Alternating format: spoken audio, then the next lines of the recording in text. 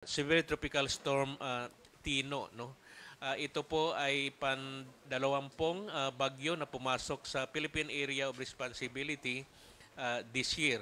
And as of the latest, ang bagyong Tino ay may taglay na lakas na hangin na aabot ng 110 kilometers per hour at bugso na umaabot ng 135 kilometers per hour. Nasa severe tropical storm category at ito ay kumikilos sa bilis na 25 kilometers per hour, generally west-southwest.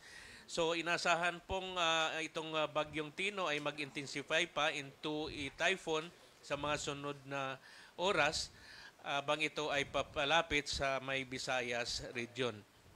So ngayon, nakataas na initially ang signal number 3 sa mga lugar, particularly na sa southeastern portion ng Eastern Samar at ang northeastern part ng Northern Mindanao, particular ng Dinagat Islands, kasama ang Siargao and Bocas Grande Islands. At of course, signal number 2 sa maraming lugar sa Visayas at some areas in Mindanao. Inasahan natin na tataas pa ang mga signals, storm wind signals, habang papalapit ang bagyong Tino.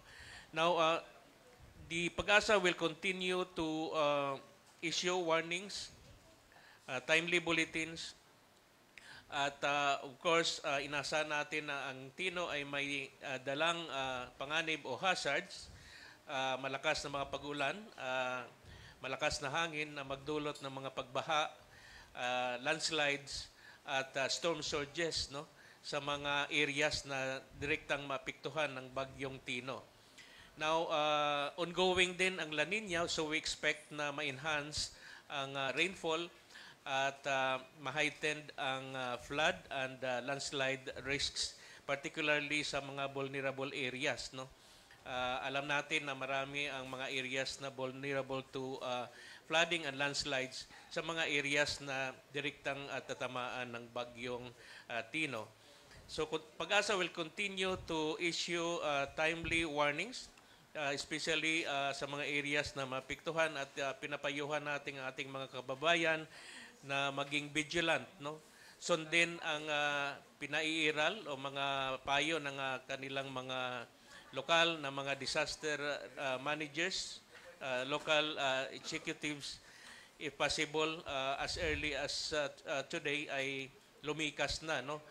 Sa kanilang bahay, lalong-lalo na sa mga direktang tatamaan, at alam nila po na sila ay nasa hazard prone area. Sa ating mga kababayan, if possible, itigil na ang pumalaot upang maiwasan ang magiging trahedya, no? Dahil inasa natin na mga malakas na mga pag-aalon, no, ng karagatan, lalong-lalo na sa may Visayas area. So let's remain alert and proactive in minimizing the potential impacts of this severe weather disturbance Tino. At kami po ay makipag-ugnayan sa lahat ng mga ahensya involved in disaster management, particularly na sa aming mga kasamahan sa mga regional services division to ensure timely dissemination of vital warning information.